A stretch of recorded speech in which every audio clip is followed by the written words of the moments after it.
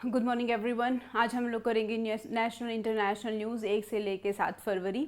So this is just from 1 Feb to 7 Feb, just because news बहुत सारी थी और बहुत सारी न्यूज़ को एक साथ करने में वो बहुत लंबा समय लगता है, अटेंशन स्पैन कम हो जाता है, तो इसको थोड़ा टुकड़ों में कर रहे हैं हम लोग, looking at the volume of the news. शुरुआत करते हैं अपने रिचुअल से।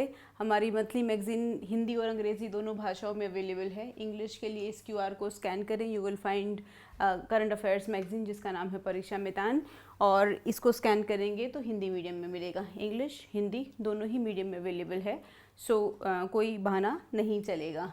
ये है महीना, ऐसे वो मंथ दिखता रहेगा आपको, and you can keep enjoying this magazines.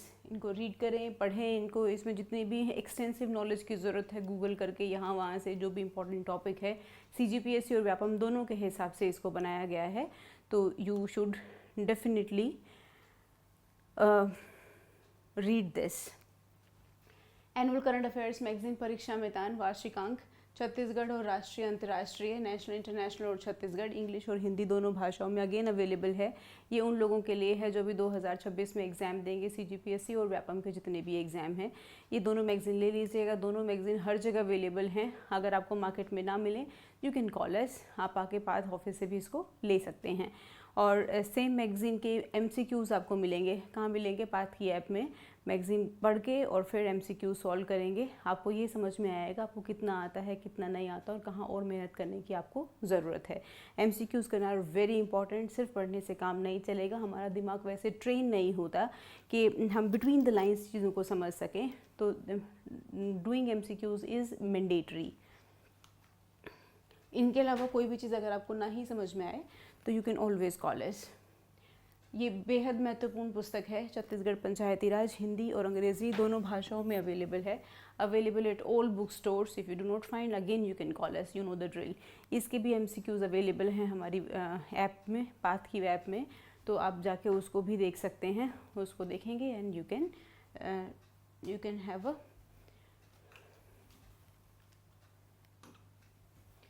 Union budget आपको मिलेगा यूपीएससी के वाईटी चैनल पे। हामिद सर ने इसको बहुत कॉम्प्रिहेंसिवली डील किया है, सो दोबारा करवाने का कोई बहुत लॉजिक नहीं है, तो उसको एक बार अच्छे से देख लीजिए। वैसे भी बजट से, यूनियन बजट से, सेंट्रल गवर्नमेंट के बजट से बहुत सवाल नहीं आते हैं आपको, लेकिन ये पता होना चाहिए कि यूनियन बजट में क्या क्या चीज़ें थी, क्या स्कीम्स थी, क्या क्या योजनाएं थी, क्या क्या प्रयोजन थे उसमें, जितने भी प्रोविजंस थे, वो सारी चीज़ें आपको पता होनी चाहिए, ताकि जब भी आप कोई भी आंसर लिखें, ऐसे लिखें, या फिर इकोनॉमिक्स में कुछ भी अगर लिखना है आपको, सोशियोलॉजी में, पबैड में, कहाँ जहाँ मर्जी जो भी लिखना हो, तो you will find a lot of cues from there.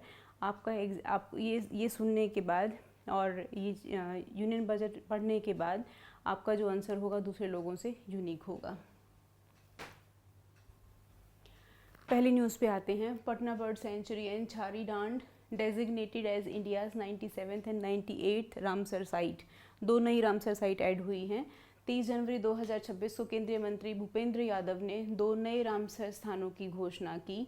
Patna पक्षी अभयारण्य उत्तर प्रदेश का और छारी डांड गुजरात में। पटना वाला है 97th और छारी डांड गुजरात का है 98 नंबर का Ramsar site. On 30th January 2026, Union Minister Bhupendra Yadav announced two new Ramsar sites. 97th is Patna Bird Sanctuary, Uttar Pradesh. 98th is Chari Dand, Gujarat.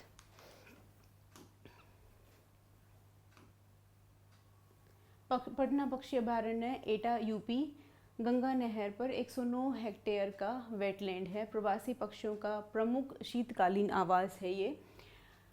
109 acres wetland on the upper Ganga canal. कहाँ पर है ये? अपर Ganga canal पे है। Critical winter habitat for migratory birds. छारी डांड की जब हम लोग बात करें, ये मौसमी वेटलैंड है। मानसून में उथले जलाशय से गर्मियों में रेगिस्तानी क्षेत्र में बदल जाता है। ऐसी बहुत सारी जगह आपको नज़र आएंगी। सेम इसी चीज़ के लिए फेमस है हम लोगों का रन ऑफ कच्छ, गुजरात में ही है। जब आप उसको देखेंगे, एक टाइम ऐसा आता है जब पूरा का पूरा वो सफ़ेद चादर नमक की बिछ जाती है समुद्र के किनारे। सो मौसमी वेटलैंड है छारी डांड। मौसमी मतलब जब बारिश का मौसम होता है तभी वहाँ पर पानी इकट्ठा होता है, और तब और उसके बाद वो फिर से डेजर्ट में कन्वर्ट हो जाता है। सीजनल वेटलैंड है, unique for transitioning from shallow water body to desert like terrain. यहाँ चिंकारा, भेड़िया, कैराकल और दुर्लभ ग्रे हाइपोकॉलियस जैसे जीव पाए जाते हैं। Home to chinkara, wolf, caracal and rare grey hypocolius. कुल रामसर साइट हिंदुस्तान की कितनी है? 98। Total Ramsar sites of India is 98। सर्वाधिक स्थल वाला राज्य कौन है? तमिलनाडु। इसके 20 स्थल जो हैं वो रामसर साइट में इंक्लूडेड हैं। State with highest count is Tamil Nadu. Second highest Uttar Pradesh का है, इसके 11 स्थल हैं। लार्जेस्ट साइट है सुंदरबन वेटलैंड्स, वेस्ट बंगाल। ये लार्जेस्ट है, 4230 स्क्वायर किलोमीटर। और स्मॉलेस्ट साइट है Renuka lake, Himachal Pradesh, 0.2 square kilometre. सबसे बड़ा सर्वाधिक स्थल वाला तमिलनाडु, दूसरे पे उत्तर प्रदेश, सबसे बड़ा है सुंदरबन, सबसे छोटा है रेणुका झील। प्रथम स्थल पर कौन है? चिल्का झील ओडिशा की और केवलादेवा राष्ट्रीय उद्यान राजस्थान। चिल्का लेक और केवलादेवा नेशनल पार्क राजस्थान, ये हैं फर्स्ट, पहले रामसर साइट थे। 1981 में इनको डिक्लेयर किया गया था। विंग्स इंडिया 2026 ये प्रोग्राम हुआ था। ये कहाँ पर हुआ था? बेगमपेट एयरपोर्ट हैदराबाद में 28 से 31 जनवरी 2026। Inauguration by union minister Ram Mohan Naidu. Theme थी इसकी Indian aviation paving the future from design to development. भारतीय विमानन भविष्य का मार्ग प्रशस्त करना, डिज़ाइन से परियोजना तक। PM's address, India is now the world's third largest domestic aviation market. भारत दुनिया का तीसरा सबसे बड़ा घरेलू विमानन बाजार है। जब हम लोग एविएशन इंडस्ट्री की बात करते हैं ना, एविएशन इंडस्ट्री में ये हम लोगों के पास पैसेंजर्स बहुत सारे हैं, लेकिन उनके अपने चैलेंजेस बहुत सारे हैं। इंडस्ट्री के अपने चैलेंजेस बहुत हैं, जैसे हाई फेयर प्राइस या फिर वो जितने भी टैक्सेस उनके ऊपर लगते हैं। ATF है, ATF is air turbine fuel, वो महंगा है ना। बहुत सारी चीज़ें ऐसी हैं जिसकी वजह से जो फाइनल जो टिकट है जो कस्टमर को लगती है, यात्री को लगती है, वो बहुत हैवी प्राइस हो जाता है, जिसकी वजह से again lot of people can not afford that, may not afford that. जितने भी लोग हैं अफोर्ड कर पा रहे हैं उनसे तो डेफिनेटली बहुत सारी चीज़ें आगे जा ही रही हैं, लेकिन एक कॉम्पिटिटिव मार्केट नहीं हो पाई है। हालांकि तीसरा सबसे बड़ा विमानन दिख जरूर रहा है, लेकिन बहुत कॉम्पिटिटिव नहीं है। अगर आप देखोगे तो बहुत मतलब just a handful of companies are working in aviation industry. बस वो कुछ ही हैं जिनको आप उंगलियों पर गिन सकते हो। अगर बहुत सारी कंपनी होती तो बहुत सारा कंपटीशन होता तो ऑब्वियस है the ultimate benefit went back in the hands of customer. जो कस्टमर है, यात्री है, उसको बेनिफिट्स मिलते हो उन सब चीज़ों को। लेकिन looking at the kind of scenario we have, जिस तरह के डायनामिक्स हैं उनकी वजह से बहुत जो इंडस्ट्रीज़ हैं वो सर्वाइव नहीं कर पा रही। You talk about a lot of aviation industries which actually shut down in the past. हम किंगफिशर की बात करें, जेट एयरवेज़ की बात करें, और कंपटीशन नहीं होने की वजह से अगर आप रिसेंटली देखोगे तो यात्रियों के साथ बदतमीज़ी करना नहीं, या फिर यात्रियों का बदतमीज़ी करना स्टाफ के साथ, बहुत सारी चीज़ें, बहुत सारे बैड ऐसे एग्जांपल्स आपको मिलेंगे जो शायद नहीं होने चाहिए। अगर बहुत कंपटीशन वाली इंडस्ट्री होती तो that would have been a better different situation. अब लोगों के पास चॉइस नहीं है। अगर किसी को रायपुर से दिल्ली जाना है तो उनके पास वो 2-3 फ्लाइट्स ही हैं, जिसमें उसके पास वो उस टाइम में तो एक ही दिखेगी, तो उसमें वो बाय डिफ़ॉल्ट उसको जाना ही है। सो this is how it is working. चलो, प्रमुख उपलब्धियां और समझौते की हाइलाइट्स और MOUs। प्रधानमंत्री ने 2047 तक भारत में 400 से अधिक हवाई अड्डों का लक्ष्य रखा है, ये बहुत अच्छी बात है। PM projected over 400 airports in India by 2047। 30 नए बोइंग विमानों का ऑर्डर और 15 LR का अपग्रेड किया है एयर इंडिया ने। एयर इंडिया का एक्सपेंशन हुआ है। हाल और रूस में समझौता हुआ है। Hindustan aeronautics limited HHAL super jet 100 के निर्माण के लिए रूस की UAC के साथ समझौता हुआ। Partnership with Russia's UAC for super jet 100 manufacturing. HAL अपने हिंदुस्तान की कंपनी है। हेलीकॉप्टर अनुबंध। पवन हंस ने 10 ध्रुव NG हेलीकॉप्टरों के लिए 1800 करोड़ का अनुबंध किया है। Helicopter deal Pawan Hans signed 1800 crore contract for 10 Dhruv NG। Best airport of the year किसको मिला है? Delhi international airport dial. और बेस्ट कंट्रीब्यूटर टू आत्मनिर्भर भारत कौन है? HAL। Aviation ecosystem state Uttarakhand, Telangana and Gujarat. ये याद रखिएगा, ये इंपॉर्टेंट हो सकता है। एविएशन इकोसिस्टम स्टेट्स कौन सी हैं? Uttarakhand, Telangana and Gujarat. Dedicated aviation outlook Andhra Pradesh. Best airline Air India Express. Innovation champion Airport Authority of India.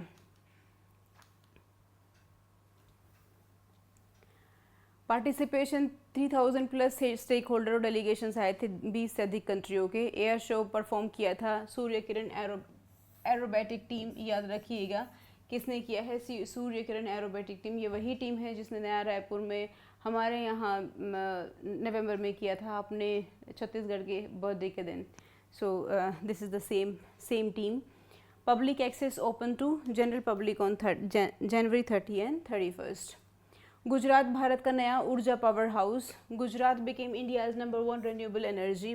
Gujarat Bharat का नंबर 1 नवीकरणीय ऊर्जा राज्य बन गया है। टोटल रिन्यूएबल एनर्जी कैपेसिटी है 42.583 gigawatt.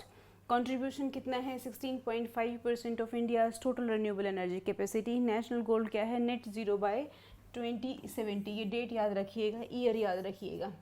And 50% electricity from renewable energy by 2030। पूरा रिन्यूएबल एनर्जी कब तक शुरू कर देंगे हम? 2070 तक। और 50% कब तक करेंगे? 2030 तक। 30 तक 50% रिन्यूएबल एनर्जी, 70 तक पूरा 100%। सो लक्ष्य क्या है? 2070 तक नेट ज़ीरो और 2030 तक 50% बिजली रिन्यूएबल एनर्जी से। पवन और ऊर्जा में ranking, wind power India first है, सोलर में इंडिया सेकंड है। मेजर सोलर पार्क कहाँ पे है? चरंका, राधानेसदा और धोलेरा। चरंका, राधानेसदा और धोलेरा। विश्व का सबसे बड़ा पार्क क्या है? खावड़ा कच्छ में। नियोजित क्षमता 37.35 गीगावाट। वर्ल्ड्स लार्जेस्ट पार्क कहाँ पे है? खावड़ा कच्छ में। रूफटॉप सोलर और कृषि 11 लाख प्लस इंस्टॉलेशन हुए हैं। रूफटॉप मतलब छत के ऊपर इंस्टॉलेशन हुए हैं सोलर पावर पैनल्स की। Leadership over 25% share in India's total rooftop solar capacity. Bharat के कुल रूफटॉप सोलर में 25% से अधिक योगदान है। पीएम कुसुम स्कीम की बात करें तो 12,700 स्टैंड अलोन पंप्स और 89.54 मेगावाट जनरेट हुआ है। न्यू पॉलिसी 2025 के तहत on demand connectivity and repowering of old wind projects. Wind projects के ऊपर काम करने की ज़रूरत है और सोलर को और अधिक बढ़ाने की ज़रूरत है। 68 ग्रैमी अवार्ड्स 2026। ये सारा का सारा डाटा आपको काम आएगा। ये पीछे जो विंड पावर और सोलर पावर का था, ये सारा का सारा आपको काम आएगा ऐसे लिखने में। और इधर से एनवायरनमेंट पेपर 4 पार्ट 3 में काम आएगा।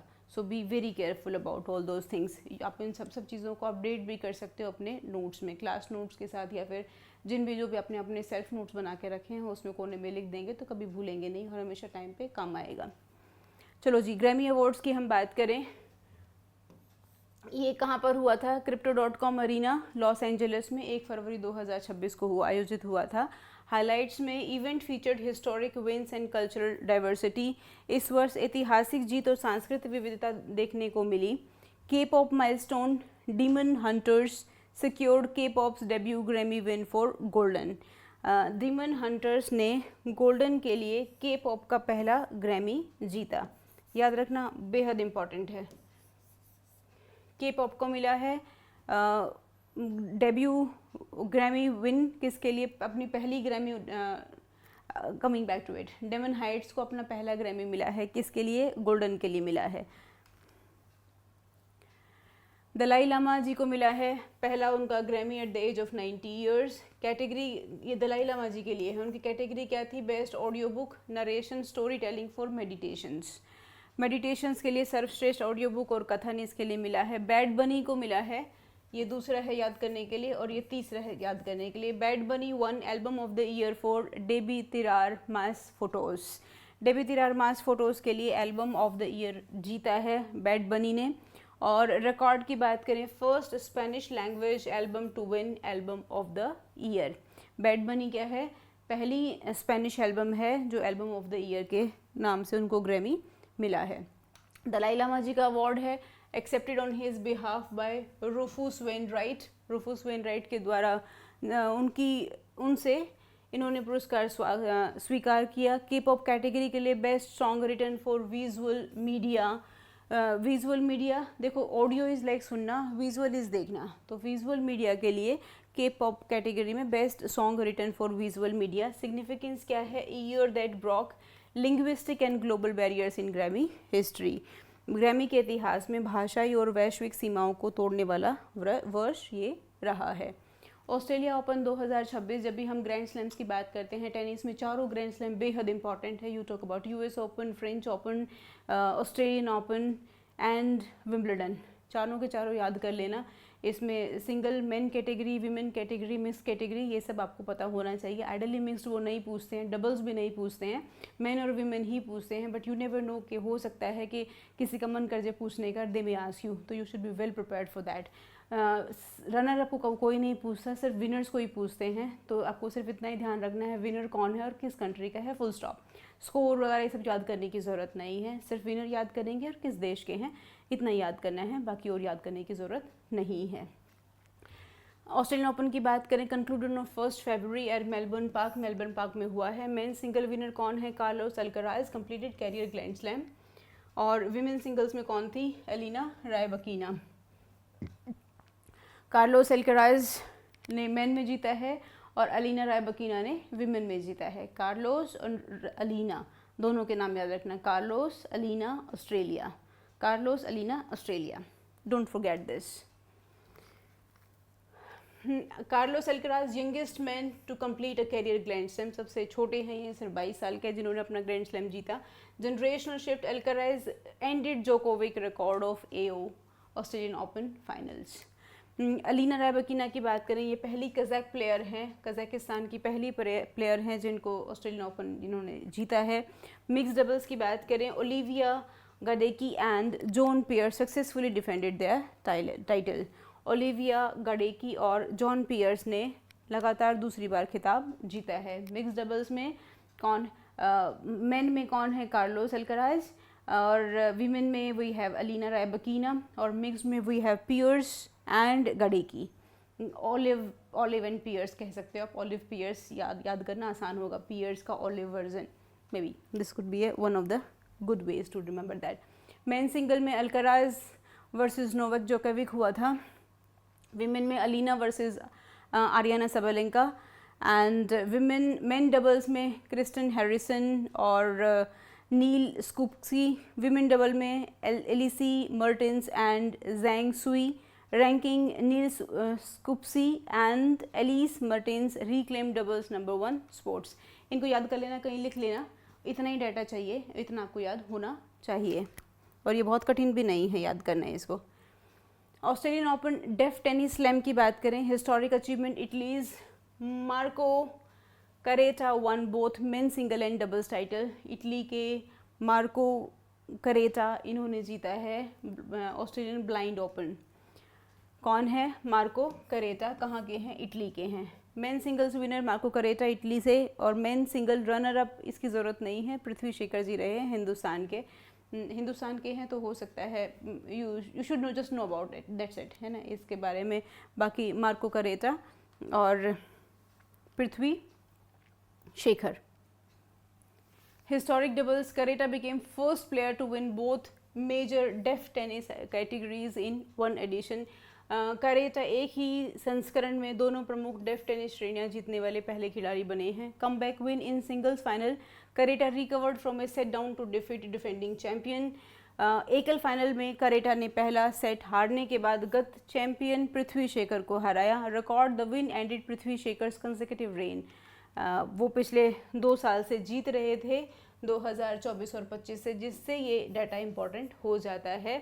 पृथ्वी शेखर अब की बार भी जीत गए होते तो इनकी हैट्रिक हो गई होती, but it's all right. I mean, खेल में कोई हारना जीतना नहीं होता, it is all about performing and showing up. No, this is why it is known as sportsman spirit, and understand sports is the best place to show the spirit, human spirit. अगर किसी को ये जानना है कि इंसानियत क्या है, तो sports is the best place to see that. युगल में बात करें डबल्स में, winning pair Marco Caretta and Marino Kegl Slovakia के हैं। रनर अप हमारे पृथ्वी शेखर और गबोर मैथेजी हैं। Highlights, Marco Caretta completed his double victory with this win. Marco Caretta ने इस जीत के साथ टूर्नामेंट में अपना डबल पूरा किया। विश्व आर्द्रभूमि दिवस, वर्ल्ड वेटलैंड्स डे की बात करें 2 फरवरी को, पर्पस क्या है? To raise awareness about importance of wetland for sustainability and biodiversity, पर्यावरण स्थिरता और जैव विविधता के लिए आर्द्रभूमि के महत्व के प्रति जागरूकता बढ़ाना, ये इसका काम था। 2026 का milestone 50th anniversary of Ramsar convention 2026 में 50वीं वर्षगांठ मन रही है रामसर कन्वेंशन की, इसलिए रामसर बेहद इंपॉर्टेंट हो जाता है। So be very careful about this fact. Theme की बात करें, wetlands and traditional knowledge celebrating cultural heritage, आर्द्रभूमि और पारंपरिक ज्ञान, सांस्कृतिक विरासत का जश्न। हिस्टोरिक कंटेक्स्ट की बात करें, marks the signing off Ramsar convention on 2 February 1971 in Ramsar, Iran. Iran की जगह का नाम है रामसर, वहाँ पर ये कन्वेंशन हुई थी 1971 में, तो वहाँ से ये शुरू हुआ था। First observed in 1997 by Ramsar secretariat, सबसे पहले इसको 1997 में रामसर सचिवालय द्वारा पहली बार मनाया गया था। यूएन रिकग्निशन की बात करें, कन्वेंशन हुई थी 71 में, मनाया गया था 1997 में, याद रखना 1971 में, 1997 में, 1971 और 97 में ये पहली बार इसको मनाया गया था। UN recognition, declared UN international day by UNGA in August 2021, और first UN recognised observance on 2 Feb 2022 में। टोटल रामसर साइट कितनी है? 2520 टोटल साइट्स हैं अक्रॉस 172 कंट्रीज। 172 कंट्रीज कितनी हैं? 25 20 25 20। टोटल कवरेज कितना है? Nearly 2.5 million square kilometre globally. पहला साइट कौन सा है? कोबोर्ग पेनिसुला, ऑस्ट्रेलिया का, डेजिग्नेटेड इन 1974।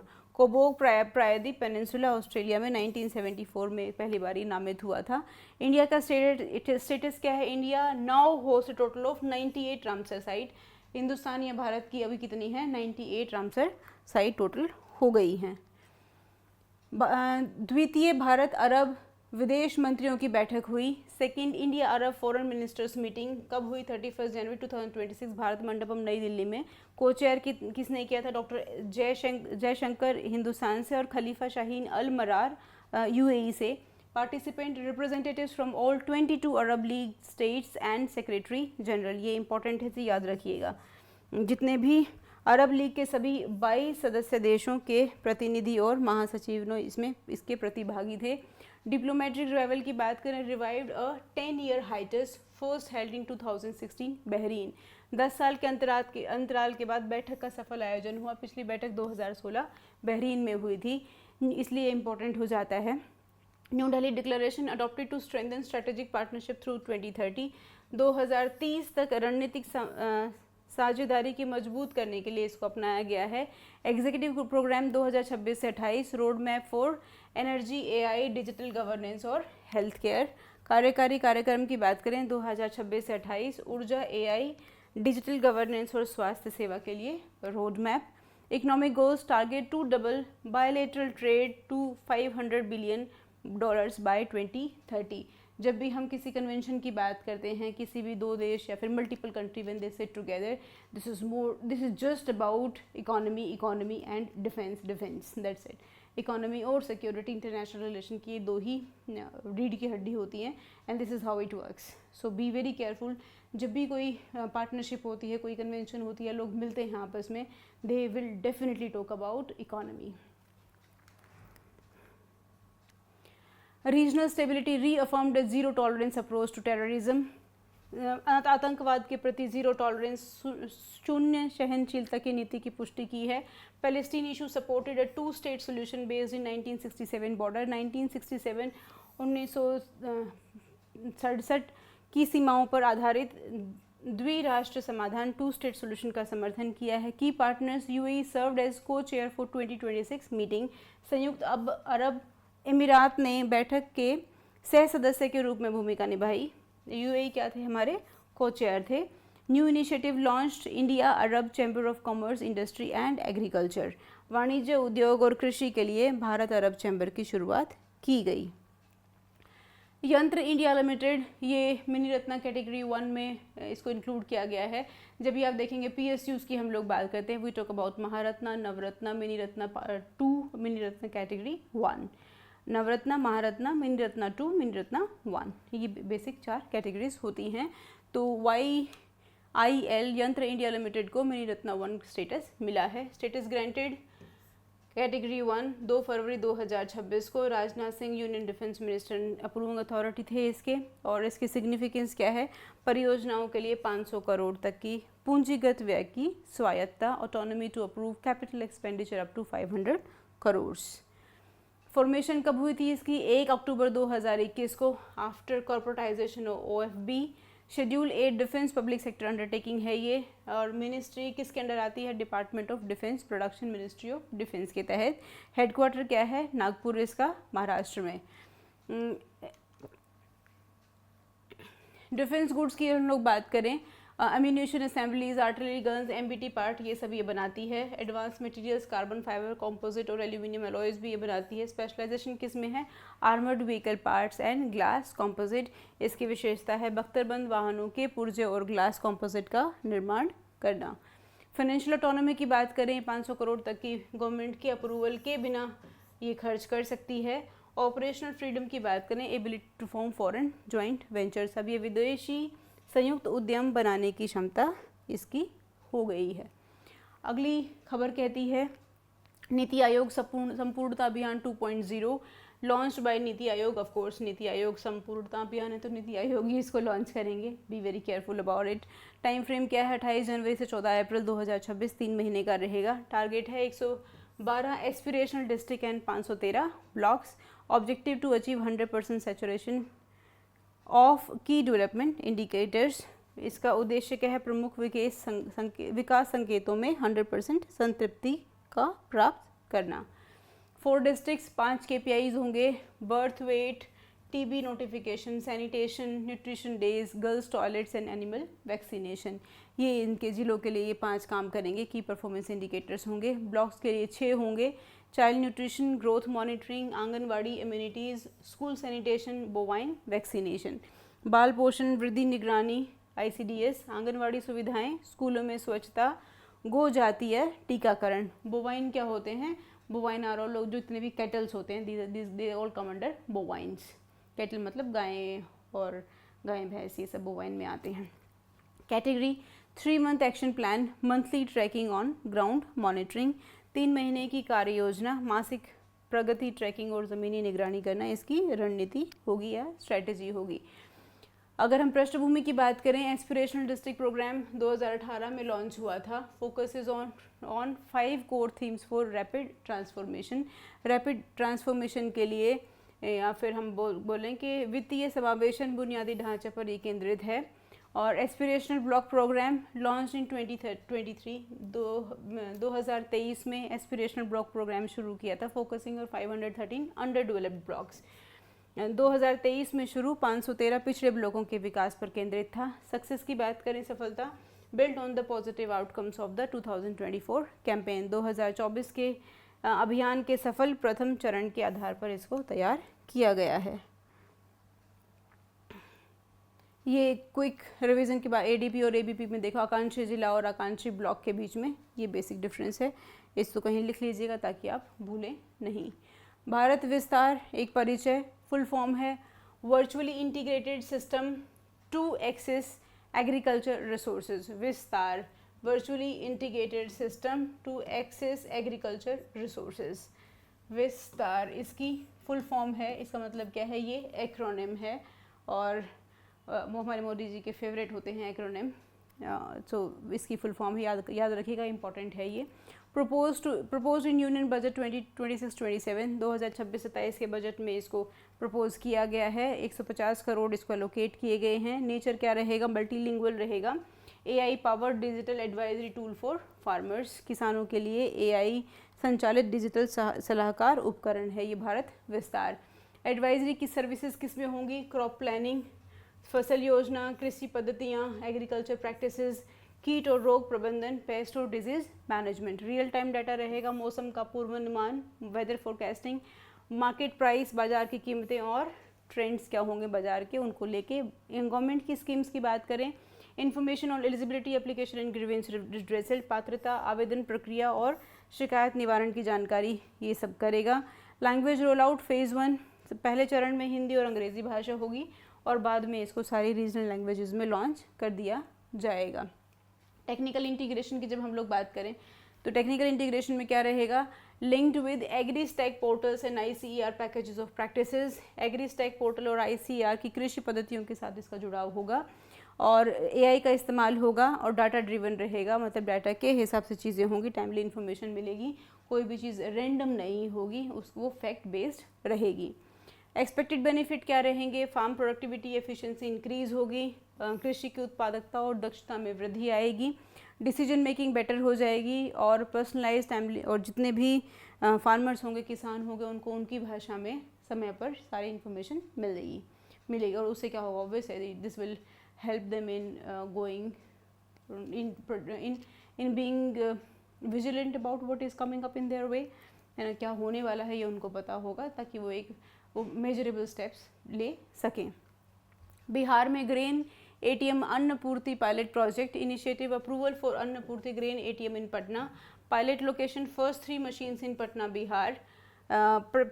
पटना में प्रथम 3 मशीनें स्थापित की जाएंगी पायलट प्रोजेक्ट के रूप में। टेक्निकल डेवलपमेंट होगा, डेवलप किसने किया है इसको, UN वर्ल्ड फूड प्रोग्राम और FCI ने। अन्नपूर्ति किसने डेवलप किया है, UN United Nations world food programme और हमारे फूड कॉरपोरेशन ऑफ इंडिया ने। इम्प्लीमेंटिंग एजेंसी कौन है, food and consumer protection department Bihar का। खाद्य और उपभोक्ता संरक्षण विभाग Bihar. Capacity dispenses up to 50 kg in रफली 5 मिनट्स, 50 किलोग्राम 5 मिनट में ये अनाज का वितरण कर देता है। आधार बेस, बायोमेट्रिक और स्मार्ट कार्ड के उपयोग का उपयोग करेंगे ये विड्रॉल करने के लिए, लेने के लिए। ऑपरेशन रहेगा 24 घंटे 7 दिन, बेनिफिशरीज के लिए ऑपरेट होता रहेगा। सौर पैनल द्वारा संचालित होगा, प्रति घंटा केवल 6 वॉट की खपत होगी। सोलर पावर्ड होगा, consumes minimal 0.6 what per hour. Time saving होगी, वेटिंग टाइम रिड्यूस हो जाएगा 70% तक। ट्रांसपेरेंसी की बात करें, एलिमिनेट्स इनएक्यूरेट वेइंग और डीलर फ्रॉड, गलत माप या डीलर धोखाधड़ी की समस्या का अंत होगा। बेनिफिशरीज कौन होंगे, citizen under NFSA and PMGKY, इन दोनों के तहत आने वाले सारे नागरिक इसके लाभार्थी होंगे। गोल क्या रहेगा, aligning with sustainable development goal 2 0 hunger, सतत विकास लक्ष्य 2 के साथ तालमेल करना, 0 हंगर। पृष्ठभूमि और एक्सपेंशन की जब हम लोग बात करें, बैकग्राउंड की बात करें, बैकग्राउंड में है इंडिया का पहला ग्रेन ATM है, 9 अगस्त 2024 को भुवनेश्वर में शुरू हुआ था। पहला कहाँ हुआ था, भुवनेश्वर ओडिशा में 9 अगस्त 2024, अभी हम 2026 में हैं। एक्सपेंशन की बात करें, expanding after success in Odisha, Gujarat और हरियाणा में इसको एक्सपेंड करने की बात की। ओडिशा में शुरू हुआ, गुजरात और हरियाणा में इसको एक्सपेंड करेंगे। फ्यूचर प्लान क्या है, potential expansion to other Bihar district, Bihar के और डिस्ट्रिक्ट में भी एक्सपेंड हो सकता है। SFDR तकनीक का सफल परीक्षण, डेट क्या थी, 3 फरवरी 2026। Location integrated test range Chandipur Odisha में इसको टेस्ट किया है। और ऑर्गेनाइजेशन कौन है, DRDO अपना प्यारा defence research and development organisation, रक्षा अनुसंधान और विकास संगठन। सिग्निफिकेंस क्या है, India joins an elite group of nations with this capability, इस तकनीक वाले दुनिया के चुनिंदा देशों में भारत शामिल हो गया है SFDR वाले। नोजल लेस बूस्टर रहेगा, accelerate missile to supersonic speed in 3 second, 3 second में सुपरसोनिक स्पीड पे वो पकड़ लेगा अपनी। Air breathing system uses atmospheric oxygen to burn fuel, reduces weight, है ना, जो भी हवा की जो ऑक्सीजन होगी उसको इस्तेमाल करेगा। Utilises a solid fuel ducted ramjet motor, ठोस ईंधन वाली सॉलिड फ्यूल वाली रैमजेट मोटर का इस्तेमाल करेगा। और fuel flow controller regulates fuel flow for sustained speed and range, वो जो स्पीड है सुपरसोनिक स्पीड है वैसे ही रहेगी और वो जो रेंज है वो करने के लिए सब चीज़ें कंट्रोल रहेंगी, अंडर कंट्रोल ये रहेगा। मिसाइल की कैपेबिलिटी क्या है, design for long range air to air missile के लिए इसको डिज़ाइन किया गया है। स्पीड और रेंज की बात करें, enables high sustained speed and increase range, उच्च निरंतर गति और विस्तारित मारक क्षमता प्रदान करता है ये। एज की बात करें, provides a significant tactical advantage over adversaries, दुश्मनों के खिलाफ हवाई युद्ध में भारत को बढ़त दिलाता है। Monitoring data captured by DRDL, HEMRL, RCI and ITR labs. निगरानी कौन कौन करेगा, DRDL, HEMRL, RCI और ITR जैसी प्रयोगशालाओं द्वारा डेटा कैप्चर किया गया। ये डिफरेंस है SFDR बनाम पारंपरिक रॉकेट। SFDR और जो ट्रेडिशनल रॉकेट है इनके बीच में डिफरेंस है। ये मिसाइल के अंदर ऑक्सीजन लेके जाते हैं, वो एटमॉस्फेरिक ऑक्सीजन यूज़ करेंगे। ये भारी हैं, ये हल्के हैं और इसकी रेंज सीमित है, वो लॉन्ग रेंज के लिए बनाया गया है। अगला है नमस्ते योजना, जनगणना 2026 के प्रमुख आंकड़े। नमस्ते योजना की बात करते हैं हम लोग। अभी तो वैसे भी जनगणना हमारे यहाँ मैनुअल नहीं हो रही, दिस इज़ गोइंग डिजिटल। जान लेते हैं उसके बारे में, इम्पॉर्टेंट है। First ever nationwide enumeration under NAMASTE. NAMASTE योजना के तहत पहली बार राष्ट्रव्यापी गणना की गई। Total count over 52 lakh waste pickers across 35 states और यूटीज़। 35 राज्य केंद्र शासित प्रदेशों में 52 लाख से अधिक कचरा बीनने वाले। इस social profile 84.5% waste picker belong to SC ST OBC और कम्युनिटीज़। 84.5% कचरा बीनने वाले SC ST OBC समुदाय से संबंधित हैं। रीजनल एक्सेप्शंस की बात करें, एक्सेप्शन की बात करें, दिल्ली और गोवा में अधिकांश कार्यकर्ता सामान्य श्रेणी से हैं। Delhi and Goa have a majority from general category.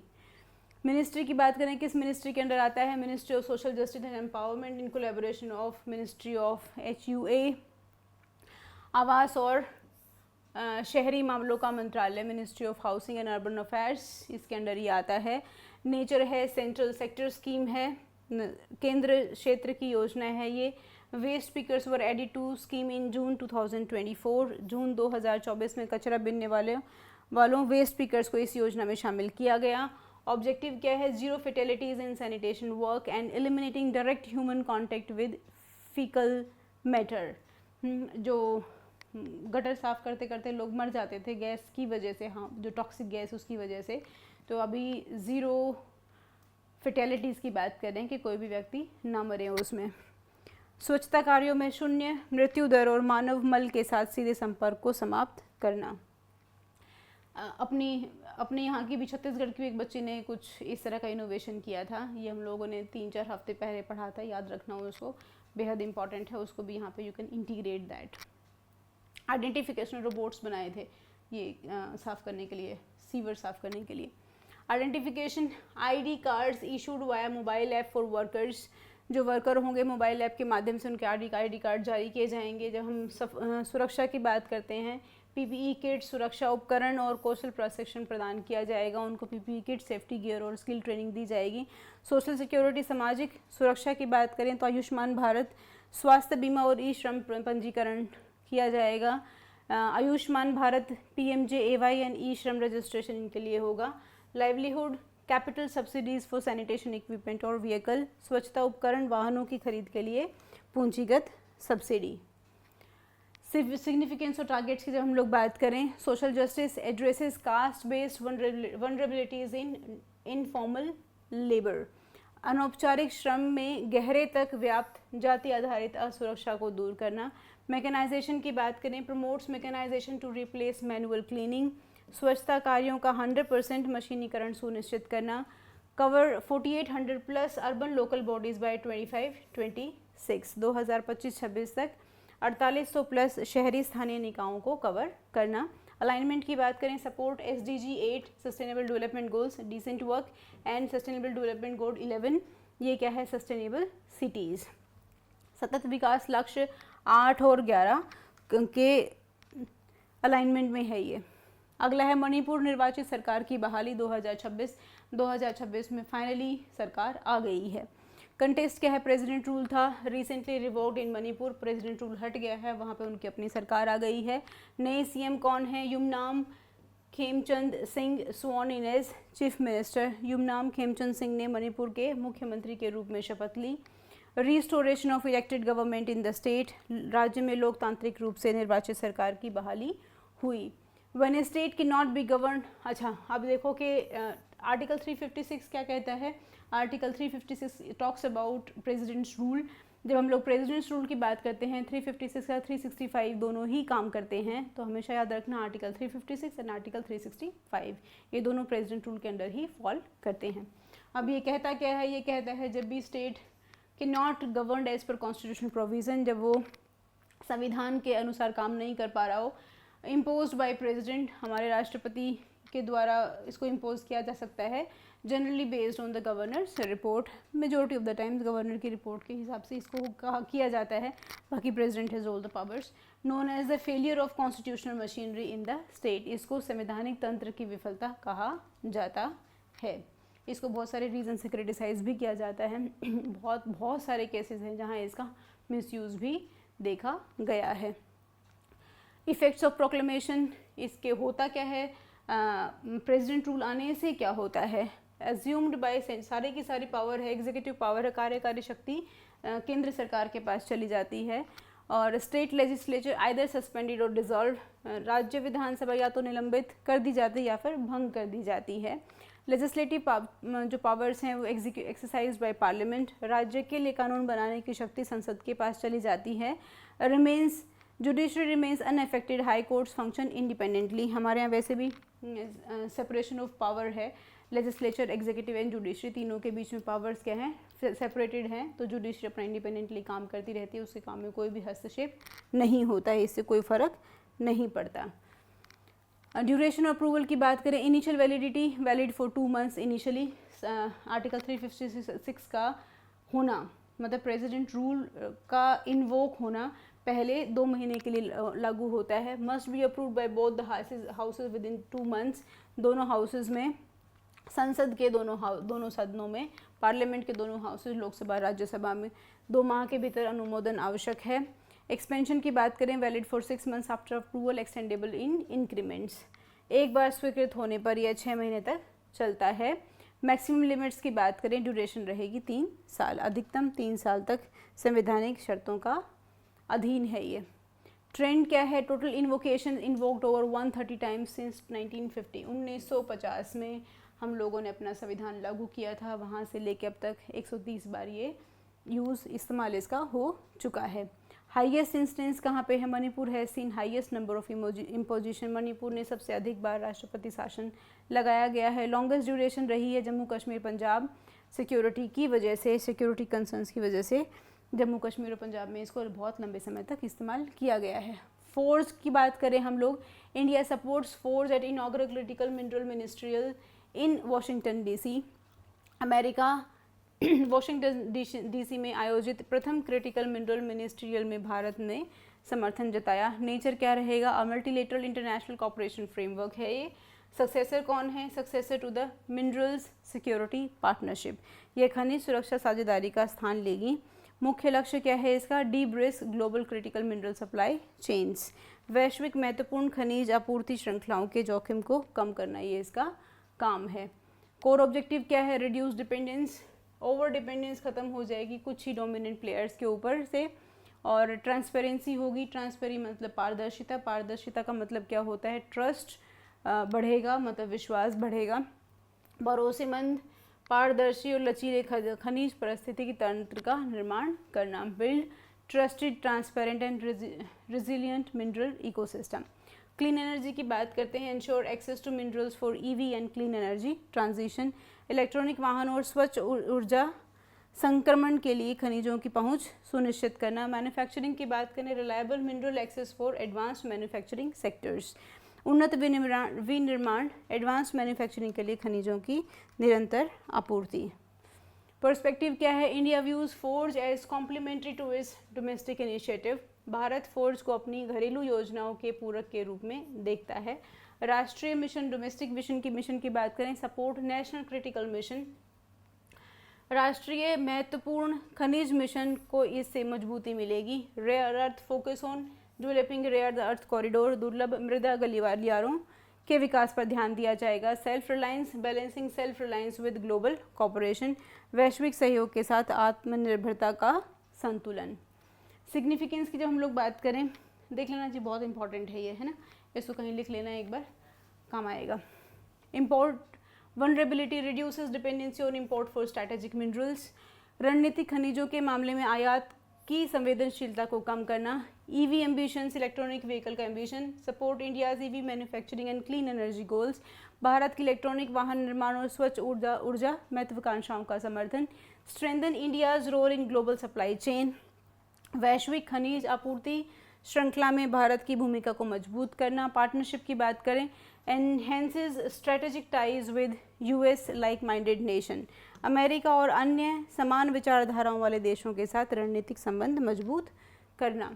Bharat taxi शुरू किया है ओला उबर के तर्ज पे, launched by union minister, home minister and corporation, हमारे अमित शाह जी के द्वारा इनको लॉन्च किया गया है। केंद्रीय गृह एवं सहकारिता मंत्री द्वारा इसको लॉन्च किया। विशेषता क्या है, इंडिया का पहला cooperative based ride hailing platform, जैसा अमूल है, अमूल कोऑपरेटिव बेस्ड है, ऐसे ही इसको भी कोऑपरेटिव बेस्ड बनाया गया है। पहला सहकारिता आधारित राइड हेलिंग प्लेटफॉर्म है ये।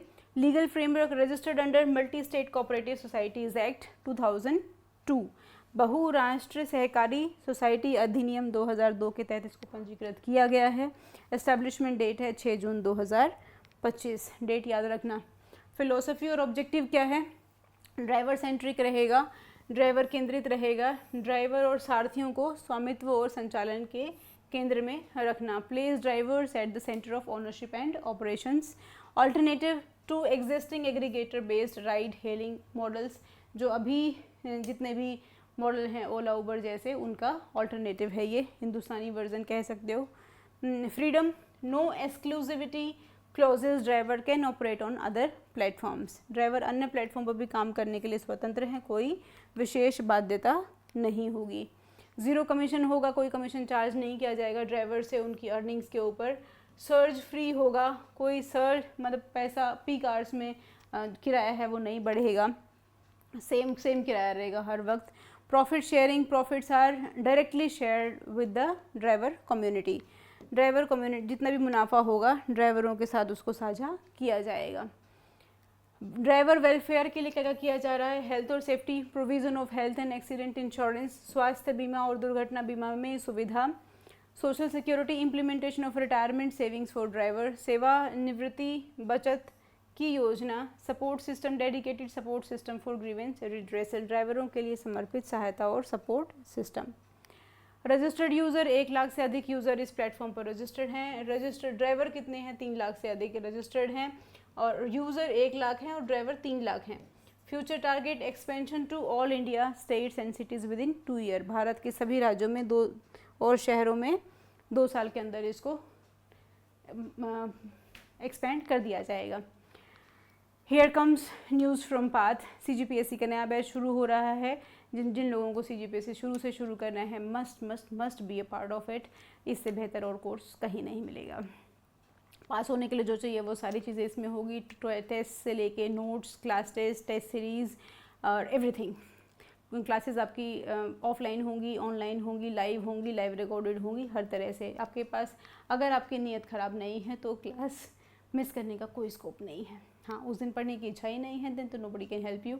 हाँ, next day you can access that same class in live recorded. ये CGPSC का नया बैच है। दिस इज़ आर UPSC का न्यू बैच। UPSC का नया बैच कब से शुरू हुआ है, 11 फरवरी से। Be a part of it. और ये सारे UPSC के सेलेक्शंस हैं। This shows we work really diligently and we are so proud of that. CGPSC Hindi medium का नया बैच 12 फरवरी गुरुवार से शुरू हुआ है। ये पहली बार हम लोग हिंदी मीडियम में नहीं पढ़ाए हैं, 2011 से लगातार पढ़ाते ही आ रहे हैं। जितने भी हिंदी मीडियम के छात्र हैं जो कहते हैं पाथ हिंदी मीडियम में नहीं पढ़ाता, जागो ग्राहक जागो। चलो, वेबिनार है 23 तारीख को, 22 को एग्ज़ाम दे के आओ 22 फरवरी को, और 23 फरवरी को 8:30 बजे हमें सर के वेबिनार में आना मत भूलना। मस्ट रजिस्टर इट, उसको रजिस्टर करना। वो यूट्यूब पे नहीं होगा, वो होगा एक पाथ की टीम्स ऐप में, और वो बेहद आसान है। सिर्फ क्लिक करो लिंक पे, रजिस्टर करो और आपके पास मीटिंग का लिंक आ जाएगा और उसमें जाके आप उसको अटेंड करना। बेहद इम्पॉर्टेंट है वो, आपके जितने भी सफलता के गुरु मंत्र होते हैं वो सब उसमें बताए जाएंगे। Don't dare to miss that, उसको भूलना नहीं और बिल्कुल भी उसको मिस नहीं करना। इसके साथ ही बने रहने के लिए शुक्रिया। Thank you so much. मैं बात हूँ, सदैव आपके साथ हूँ।